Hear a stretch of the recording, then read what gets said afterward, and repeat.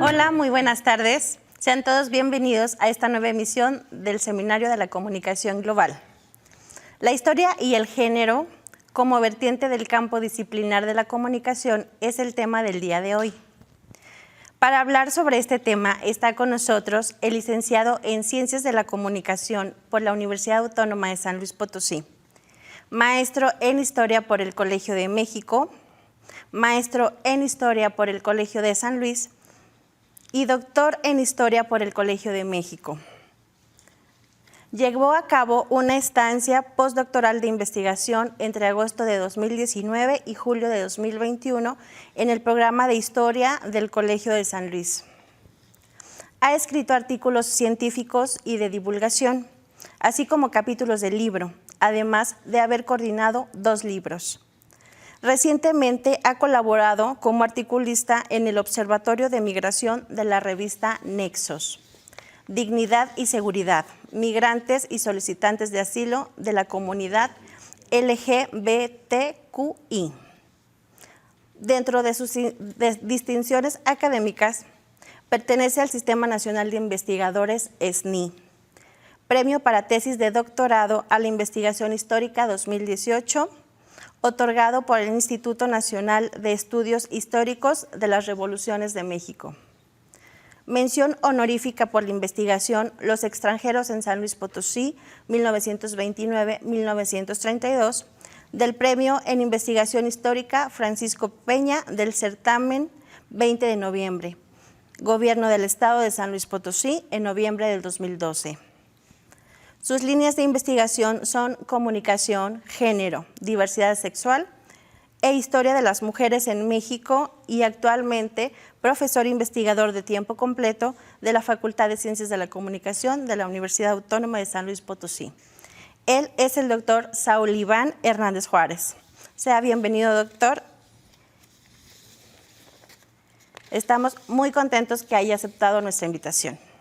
Lo acompaña en esta charla el maestro Mariano Esparza, docente de esta facultad. Muchas gracias, maestro. Le cedemos la palabra. Hola, bienvenidos a este espacio de comunicación que es el Seminario de la Comunicación Global, organizado por el Grupo de Investigación en Comunicación, Educación y Tecnologías. Este grupo tiene sede en la Facultad de Ciencias de la Comunicación de la Universidad Autónoma de San Luis Potosí. Y este espacio lo abrimos precisamente para discutir asuntos de la comunicación, cómo entender la comunicación, cómo participar de la comunicación, y en este caso nos honra mucho poder platicar con un egresado de esta escuela que ha decidido continuar sus estudios y profundizar en los aspectos de la comunicación, la cultura y la historia. Muchas gracias, Saúl, bienvenido. Muchísimas gracias, Mariano, pues muy contento de estar aquí. Y también muy honrado por la invitación en este seminario que tienen de comunicación global, que justamente, bueno, es una línea de investigación muy importante en la actualidad, y también honrado porque, como lo acabas de decir, pues egresé de esta facultad pues en el 2001, ¿no? Y casi 20 años después regresamos acá, pues a tratar de aportar lo que hemos aprendido a lo largo de estas casi 2 décadas de preparación. Y, pues, y también de trabajo, ¿no? En otras entidades, en otros espacios, en otros centros de investigación. Muchas gracias. Gracias a ti, Saúl. Y para empezar por el principio, el camino de la investigación. Generalmente este programa lo ven muchos estudiantes de comunicación y es sabido que a veces el destino profesional de la investigación no es algo que resulte tan atractivo para el estudiante. Sin embargo, ahí hay un campo profesional bien importante, bien interesante, bien remunerado, entre otras cosas, que te permite crecer. ¿Cómo fue tu llamado para continuar formándote? ¿Qué te llamó la atención para poder seguir estudiando? Creo que aquí en la Universidad Autónoma de San Luis Potosí, justamente aquí en la Escuela de Ciencias de la Comunicación, cuando era escuela, cuando estudiaba acá, había ciertas líneas de investigación, había un grupo de investigación, tal vez lo recuerdes, en el que en algún momento me integré y creo que desde ese momento me gustó la investigación, ¿no? Y creo que también la curiosidad es algo como muy innato, ¿no?, de las personas, ¿no?, de los seres humanos. Y la otra cosa también es que justamente aquí fue que pues, empecé a hacer como esos pininos, ¿no? Actualmente también ya se encuentra, ya aquí en la Facultad de Ciencias de la Comunicación, se desarrollan otras líneas de investigación que no se orientan tanto a lo cultural, ¿no?, pero que están abordando otros temas, ¿no?, desde lo organizacional, el mismo grupo ESET, ¿no?, que trabaja mucho con educación, que trabaja mucho con estas nuevas tecnologías. Y después de cierto tiempo ya de egresado, yo inicié con la docencia. ¿Sí? Y con la docencia también me di cuenta de otras necesidades que tenían también los estudiantes, ¿no? Simplemente el plantear un proyecto de investigación es algo a lo que le tienen muchísimo miedo, muchísimo terror, y yo como les digo, ¿no?, cuando escuchan, por ejemplo, marco teórico, híjole, se espantan muchísimo, cuando en realidad es algo muy sencillo cuando lo podemos entender bien. En ese sentido, tuve que prepararme para eso y entender desde la práctica de qué se trataba la investigación, ¿no? Porque es muy distinto hacer una investigación periodística, un artículo de fondo, ¿sí?, que implica otras metodologías muy parecidas a la investigación, pero finalmente propias del periodismo, ¿no? Y bueno, en la investigación ya a profundidad, pues sí te tienes que meter como mucho más en cómo estructurar todos estos protocolos, proyectos y demás. Yo les digo a mis alumnos, bueno, y retomando este asunto del marco teórico, les digo, a ver, es que es muy sencillo. Solo hay que buscar qué explica teóricamente nuestros temas de investigación, ¿sí? Entonces no hay que romperse la cabeza y buscar por todos lados, ¿sí? Hay que centrarnos en una cosa para poder llegar a construir algo, una interpretación teórica, una interpretación metodológica sobre tu tema de investigación. Esto yo no lo pude entender hasta que pues, empecé a estudiar también los posgrados, ¿no? Porque justamente es ahí cuando empiezas, en mi caso que es la historia, primero en el Colegio de San Luis, después en el Colegio de México, desde la práctica y en mi caso desde las fuentes documentales, que mis fuentes eran hasta hace un año solamente fuentes históricas documentales, ¿sí? Hasta hace un año solamente era eso, pues profundizas, ¿no? Y empiezas a ver qué está pasando con la investigación y empiezas a crear y empiezas a construir. Yo les digo también, no temer a la investigación, porque finalmente se trata, desde la investigación desde la ciencia de la comunicación, es observar nuestro entorno inmediato, revisarlo y cuestionarlo, ¿no? Yo les digo, simplemente desde su espacio doméstico, ¿sí? ¿Qué es lo que no está bien en su espacio doméstico?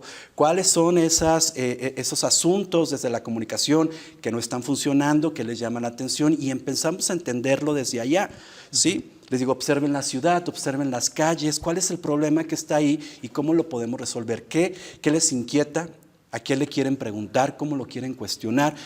Y tiene que ser desde nuestra experiencia personal y la realidad inmediata.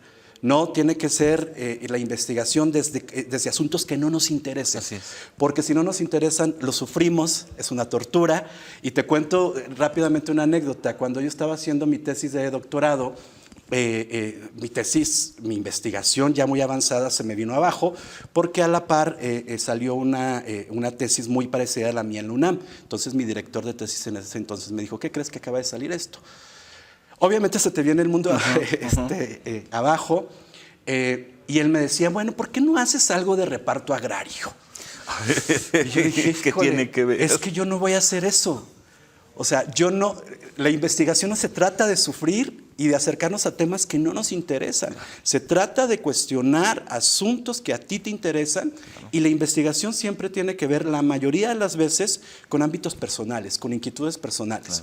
¿Sí? Y esas inquietudes personales ya después las legitimas, ¿sí? Con herramientas, con marcos teóricos, con marcos metodológicos, con proyectos bien estructurados, se van legitimando esas cuestiones personales que uno está desarrollando a lo largo de su vida, ¿sí? Entonces, yo trabajo mucho con migración e inconscientemente también dices, bueno, ¿por qué trabajo migración? Ah, claro, bueno, porque pues mis papás fueron migrantes, tuve un abuelo bracero, etc., etc. Pues claro que de ahí viene, ¿no? Y entonces empiezas a explorar las posibilidades de la migración.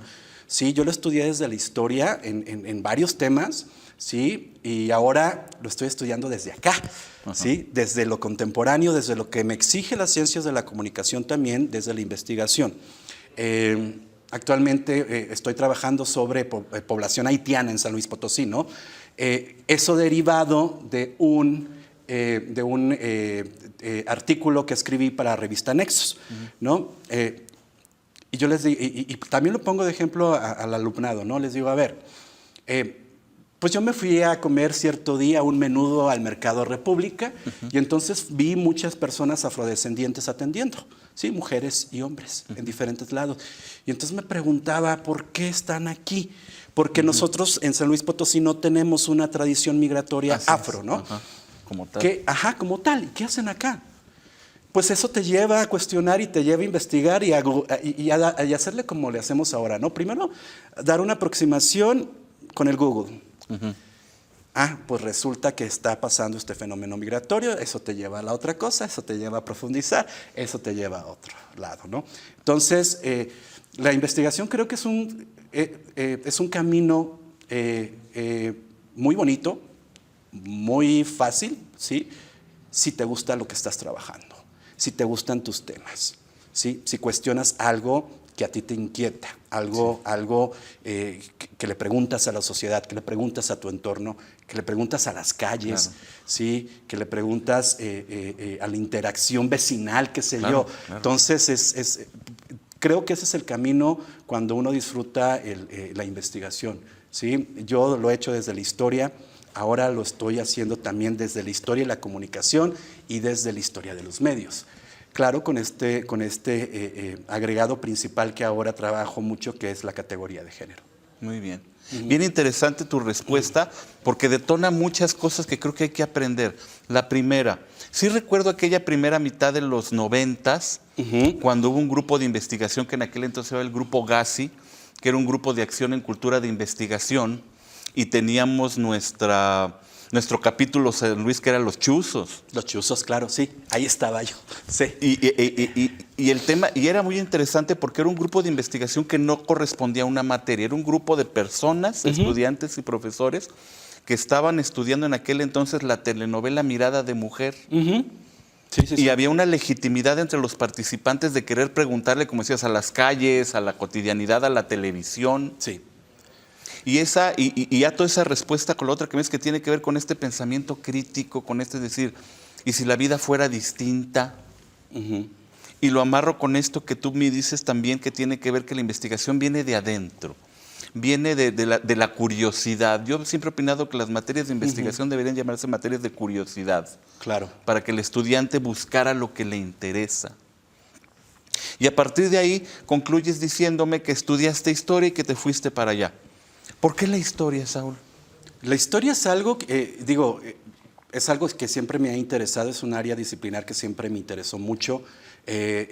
También en nuestras generaciones, ¿no? También éramos una generación que entramos a ciencias de la comunicación con un bagaje muy importante de lecturas. Y no digo de lecturas de libros, ¿no? De muchas lecturas. Sí. Lecturas sociales, lecturas textuales, ¿sí? Lecturas visuales.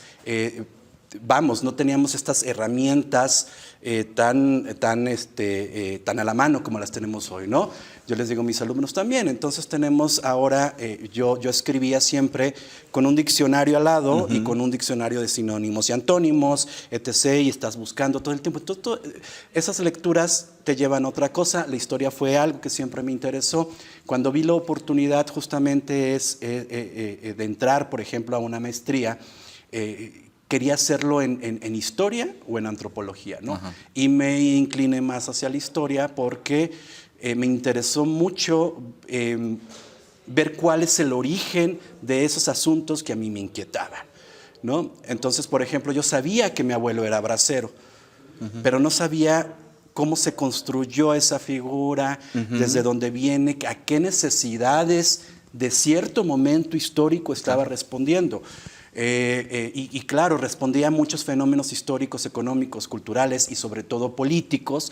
Y otro asunto bien interesante también, respondían a la interacción y a la dinámica de la vida cotidiana. Así es. ¿Sí? Porque es algo que siempre dejamos de lado, ¿no?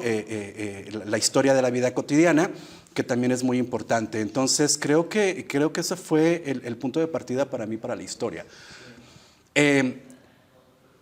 Cuando yo empiezo a hacer mi investigación histórica de tesis de maestría, no sabía qué hacer, sabía que quería hacer algo de migración y fui a explorar la hemerografía histórica. Sí, aquí en la Universidad Autónoma tenemos el Centro de Documentación Histórica Rafael Montejano y Aguiñaga, que es un repositorio increíble con mucho archivo histórico, sobre todo hemerográfico, del siglo XIX y de la primera mitad del siglo XX, muy interesante. Entonces me acerqué a eso y empecé a ver esos diarios. Y encontré, pues, por ejemplo, expresiones, discursos xenófobos, antichinos, antiextranjeros, y dije, es que por ahí está.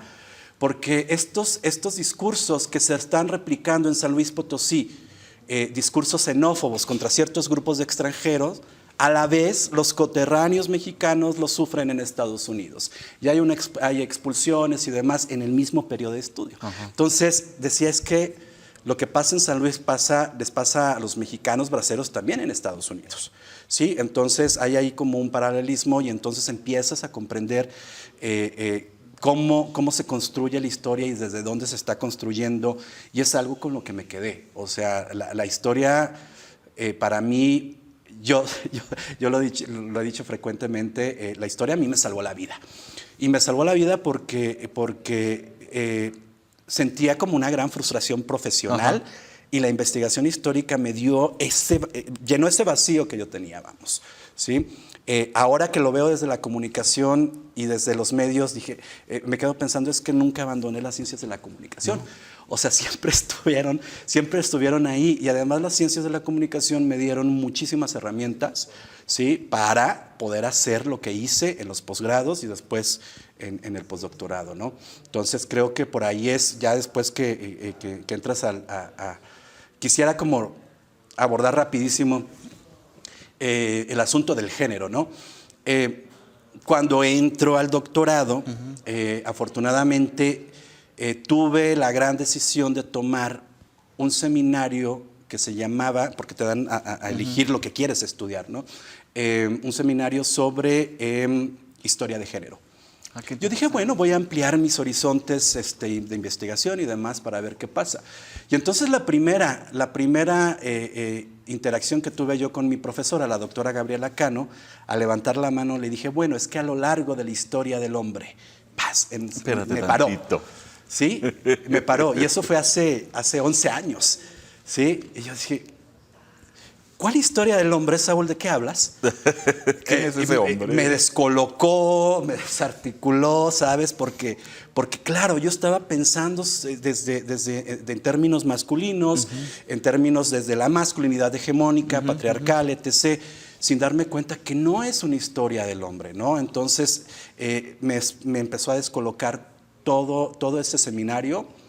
Afortunadamente me hizo, pues teóricamente, personalmente, de construir muchos asuntos de la teoría del género, y después con respecto a los medios de comunicación, los que yo revisaba, porque mis interpretaciones eran muy heteronormadas, muy desde acá, ¿sí? Y no estaba viendo la otra parte, ¿sí? Y entonces me di cuenta que claro, o sea, la historia es un conjunto de personas, ¿no? Entre hombres y mujeres. Por eso me gusta la historia, vamos. Y bien padre lo que dices, porque en efecto la ciencia, el pensamiento científico te salva la vida. Te muestra, hace crecer, te hace entrar en crisis, te descoloca, te hace cuestionarte a ti mismo, pero al mismo tiempo te ayuda a reconstruirte y a ser mejor, a crecer en ti, a ser cada vez más tú. Y eso te lo da la investigación, no el trabajo. Claro. Digo, la investigación es un trabajo, ¿no? Sí. Pero la posición ante el trabajo no es lo mismo la posición de un descubridor que de un replicador de oficios. Es que entiendes otras realidades, ¿no? Y desafortunadamente hay un sentido que cada vez de individualismo, perdón, que cada vez está como más latente, ¿no? Como que impera más. Ajá. Entonces, entender otras realidades de otros tiempos, las actuales, amplía tu panorama y amplía los asuntos y los temas que tú quieres explicar, ¿sí? Porque, bueno, ya hablaremos más adelante. Pues los asuntos actuales respecto a hombres, mujeres y nuevas identidades de género tienen que ser explicadas, claro, y tienen que ser visibilizadas y tienen que ponerse en el centro de la atención de la investigación, ¿no? Claro. Porque si no explicamos esos asuntos, bueno, la desinformación, claro, y la ignorancia produce a su vez otros discursos y otras conductas y sobre todo discursos de odio muy, muy latentes, ¿no? Terribles que pues matan finalmente. Claro, claro.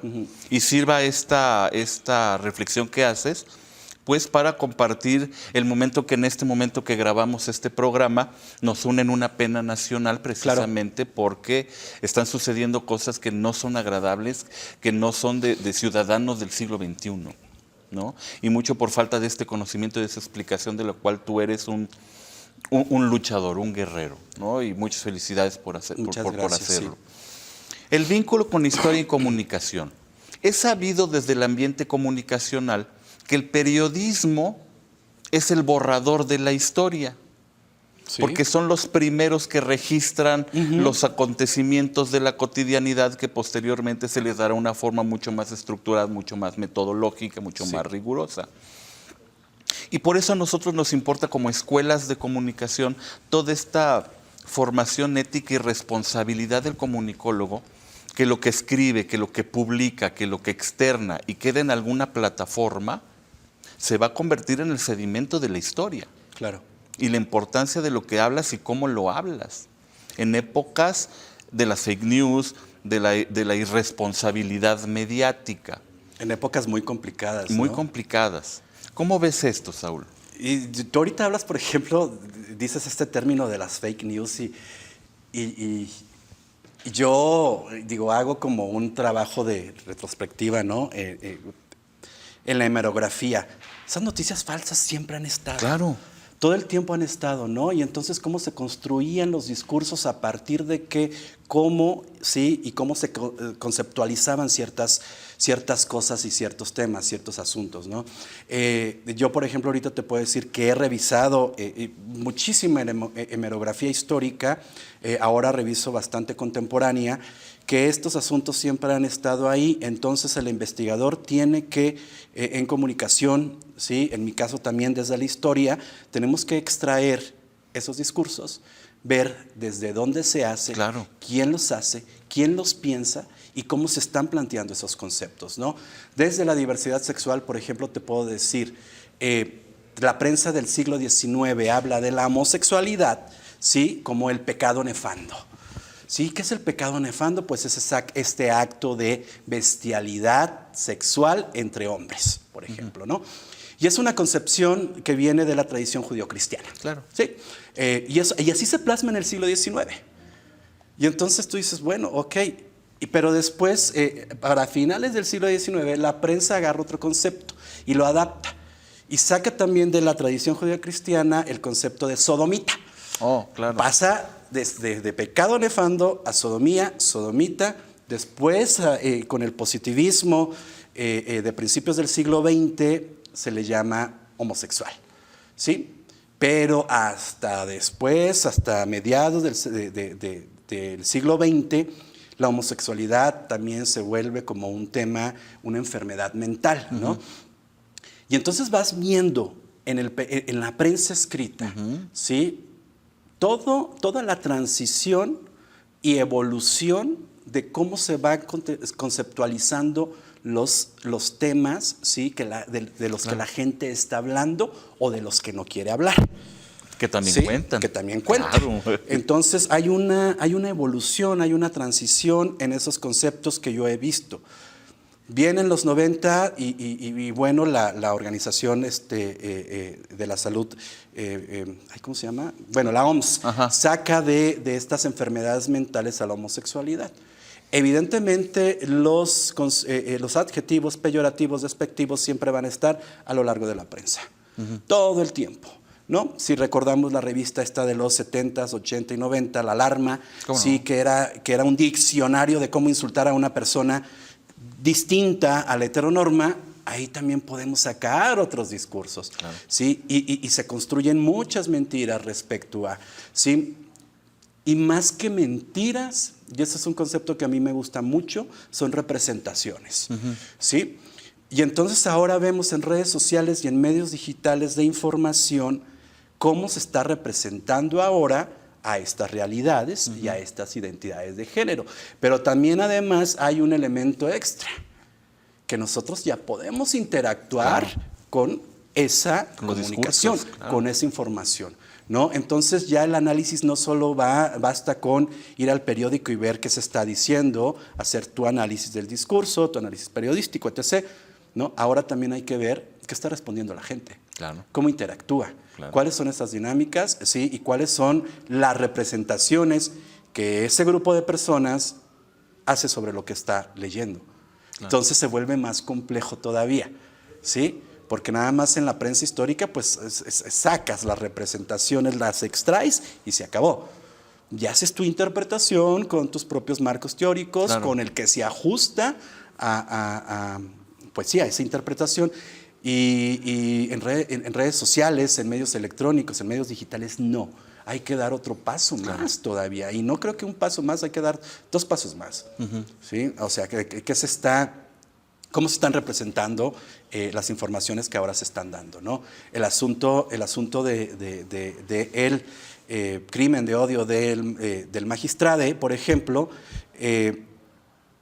en este día que pasó, que fue el lunes, ¿no? Por ejemplo, ingresé a Twitter y los discursos de odio con los que me encontré fueron pues bastante desesperanzadores. Sí. Sí, desesperanzadores y demás. Y entonces platicaba con otro colega y le digo, tenemos que hacer algo de esto ya. Sí. Sí, porque hay que ver qué se está pensando de eso. ¿Cómo alguien que traiciona ese sistema, esa heteronorma, esa masculinidad hegemónica, ¿sí? Es objeto de, ¿sí?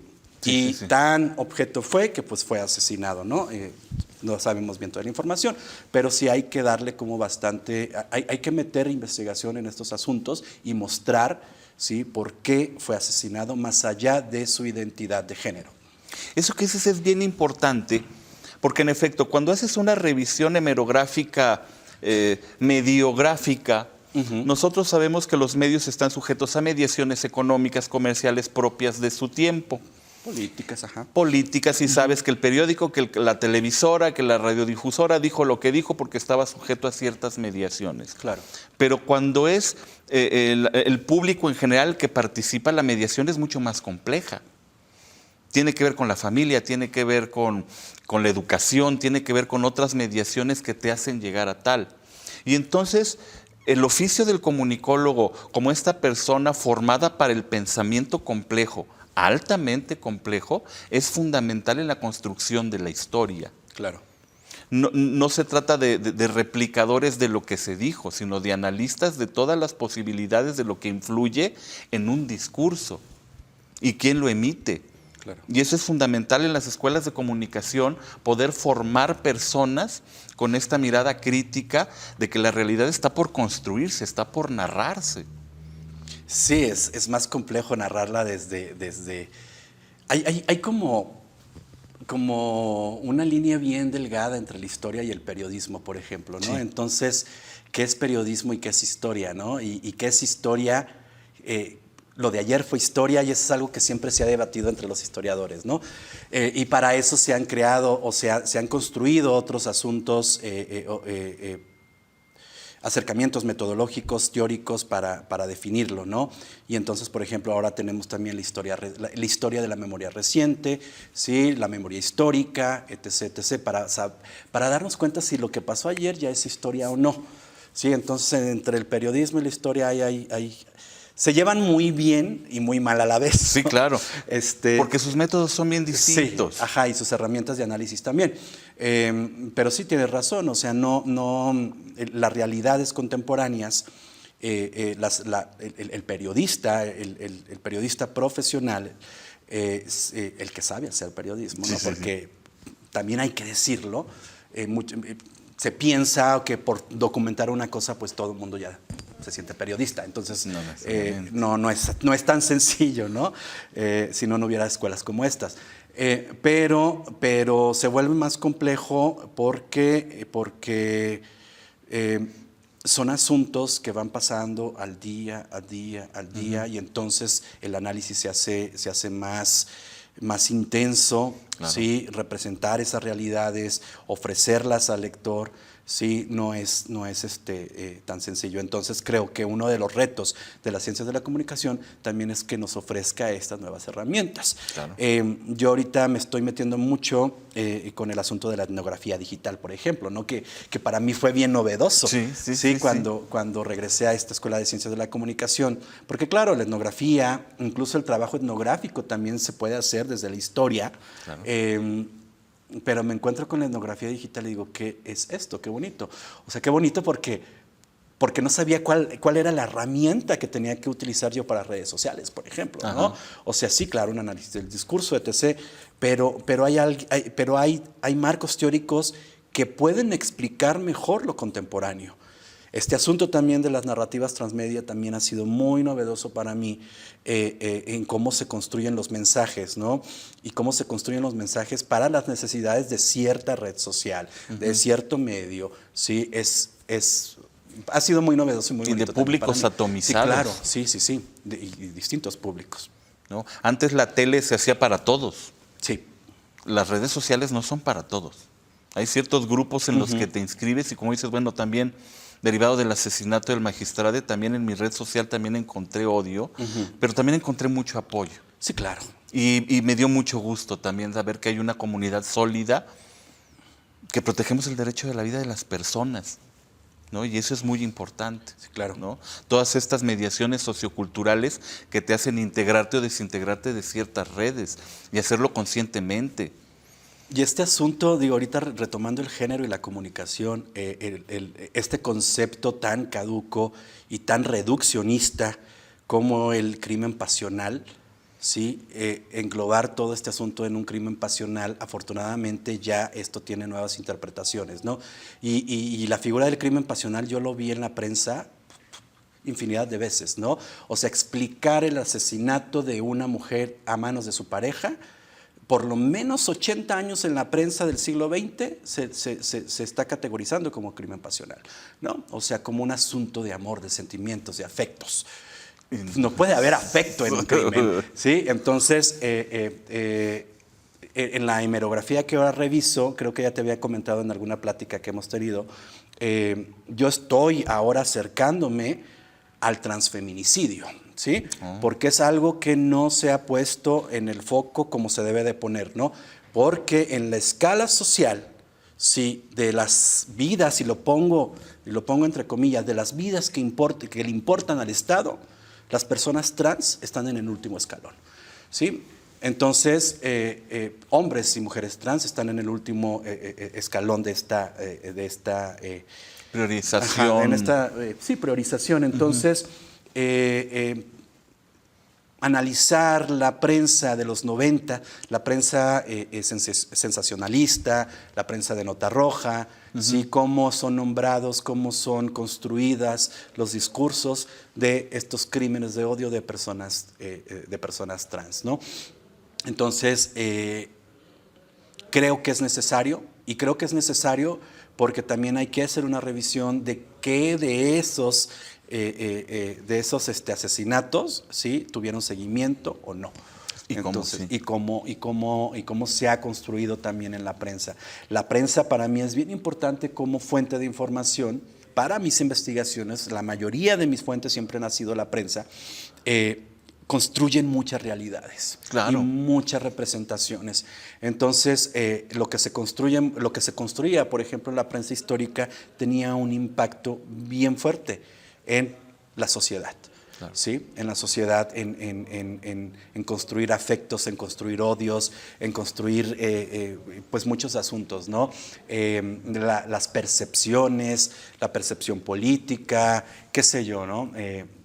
Es muy importante para mí como fuente la prensa en la investigación. Y la importancia de formar periodistas con valores éticos científicos, no solo comerciales. Sí, claro. Nosotros decimos que el periodista de todas maneras le tiene que obedecer al dueño del periódico porque el dueño del periódico es el dueño del periódico. Pero con la evolución digital, la opinión ya no tiene dueño del periódico. La gente opina desde lo que siente y desde lo que es. Y eso ha cambiado la forma de entender los procesos históricos, lo que decía la historia reciente. ¿Qué tanto afecta a la historia reciente la vida cotidiana de las personas? Y entonces aquí viene una pregunta, creo yo, difícil, o bueno, para mí me resulta paradójicamente fácil y difícil. ¿Cuáles pueden ser los valores científico-sociales que debe de tener un periodista? Pensando en que lo que escriba es fuente de la historia de la humanidad, de la historia de las personas. Porque en la prensa es muy fácil decir algo de alguien y en el número de mañana te disculpas y no pasa nada. No, espérate, la historia sí se marca. Pasaron cosas. ¿Cuáles pudieran ser esos conceptos o valores, no me gusta llamarle valores, pero cuáles son esos conceptos de los cuales debe de estar andamiado el periodista intelectualmente para saber que sus discursos informativos son piezas de la historia? Sí, claro. Y afectan imaginarios, afectan conductas, crean y destruyen conductas. Sí, no soy periodista, no soy periodista, pero creo que en la investigación y la investigación periodística también tiene que tener, el principal valor debe ser la honestidad, ¿sí? Acercarse al fenómeno, problema o justamente a la información a la que van a tratar tiene que ser con honestidad, ¿sí? Porque pues como sabemos las palabras también matan, Claro. destruyen o crean estos afectos. Sin embargo, en la prensa impresa, que todavía existe, que todavía podemos tener a la mano, y en los medios digitales, la prensa de medios digitales, creo que ahora deben de prepararse y organizarse bajo la perspectiva de género. Y eso tiene que ser algo, lo tienen que poner en primer lugar y como prioridad, ¿sí? Porque cuando nosotros vemos, por ejemplo, la redacción de una información en medios digitales sobre una marcha feminista, por ejemplo, que ya se viene, ¿no?, del 25N, ¿sí? Lo que se muestra en el medio, ¿sí?, es el acto vandálico, la quema de las ventanas, las puertas, y estas mujeres vandálicas, etc., etc. ¿Qué te da la perspectiva? La redacción desde la perspectiva de género, claro, ¿sí? Poner en el centro de atención y en el lugar, ¿sí?, cuáles son las necesidades, por qué están marchando, claro, no es gratuito, esas mujeres, cuáles son los derechos que están exigiendo, cuáles desigualdades están denunciando, ¿sí? Y poner a ese grupo de mujeres en conjunto, porque visualmente ponen la destrucción, lo que venden. Fuego. Sí, pero no ponen, por ejemplo, la consigna. Que la consigna es de todos, cuando la revisas la consigna es de todos. Y la narración de esa información va en ese sentido de destruir y no de construir. No, perdón, pero esas mujeres han sido sujetas, o las mujeres en general, han sido sujetas de desigualdades estructurales históricas, ¿sí? Entonces, marchan por una cosa, por un asunto muy claro y no se está poniendo. No se está poniendo en esas redacciones. Por el contrario, cuando tú ves, si tú haces un análisis comparativo de distintos medios, uno que sí escribe con esa perspectiva y con esa sensibilidad, y el que no, te das cuenta, ¿sí?, qué es lo que está pasando, claro, qué es lo que se está denunciando y qué no, ¿sí? El asunto de un feminicidio, por ejemplo, también. La tendencia y lo que siempre ha prevalecido es revictimizar, claro, a las mujeres, ¿no? O a la mujer que fue asesinada. Entonces, la perspectiva de género, la redacción con perspectiva de género, te da las herramientas para que tú no revictimices a las personas, ¿sí? para que exijas cero impunidad, por ejemplo, ¿no? Claro. Y no que escribas que, pues, por andar a altas horas de la noche le pasó ese asunto. Cuando ¿sí? cualquiera podríamos Ajá. estar en la noche a cualquier Sí, claro. hora, ¿no? Entonces creo que el periodismo y la investigación necesitan honestidad. Honestidad en el sentido de que hacer lo que nos gusta, ¿sí? Y hacerlo de bien, ¿sí? Y presentar la información de la forma más legítima. Y la otra, la perspectiva de género para el periodismo actual, creo que sí le hace falta. Y no solo en los asuntos y no solo es para redactar informaciones sobre marchas feministas o aborto, qué sé yo. Que siempre o se encasilla, ¿no? Ajá, no. Es más profundo. Es mucho más amplio, ¿sí? Porque se cree que nada más es para abordar estos asuntos. No, es mucho más amplio. Claro. Sí, es mucho más amplio este asunto, pero creo que sí lo necesita el periodismo. Tiene que ver con el trabajo, tiene que ver con la Sí. salud, tiene que ver con la educación. Tiene que ver también cómo tú entiendes la sociedad, ¿sí? Desde tu propia persona. ¿Sí? Es decir, por ejemplo, cuando te asumes, cuando asumes el privilegio de ser hombre, ¿sí? Cuando lo asumes y lo entiendes, empiezas a entender lo demás, ¿sí? Lo privilegiados que hemos sido respecto a todos los demás grupos y no solo a las mujeres. Sí, claro. Sobre todo lo demás, ¿no? Entonces, cuando entendemos eso, también lo vaciamos nosotros en la información que construimos, en la investigación que construimos, lo entendemos de distinta forma. Claro. ¿Sí? Y no digo que yo sea el ombudsman del género, ni mucho menos, no, ni de las nuevas masculinidades. ¿Sí? Por el contrario, o sea, a mí me hace mucha falta por aprender, ¿no? Todavía me queda un gran camino para esto, pero es paso a paso para saber que para mostrar esa investigación, esos resultados, esa información, para informar a la sociedad, ¿sí? Desde este entendimiento. Otro entendimiento donde no esté el privilegio presente, el privilegio de ser hombre y concebirte como hombre cisgénero, ¿no? Sí.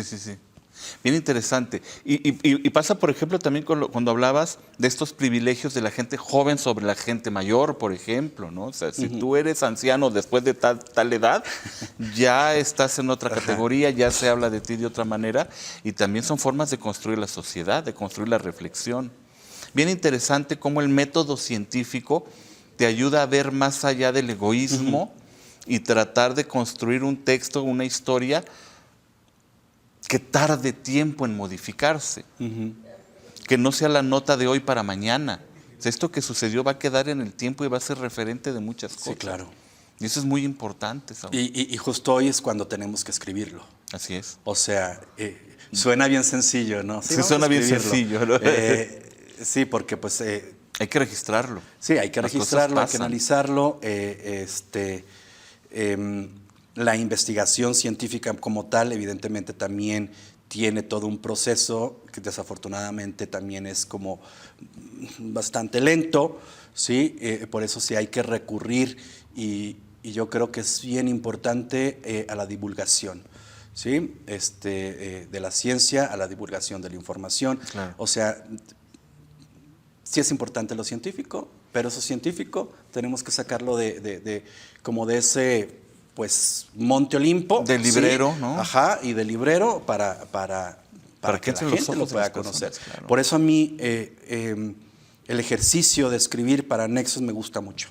Me gusta mucho porque sé que tiene otro alcance. Claro. ¿Sí? Y que no se queda en los estantes, como dices tú, de la biblioteca. Ajá. Eso es lo importante, porque es la función así de la comunicación como tal.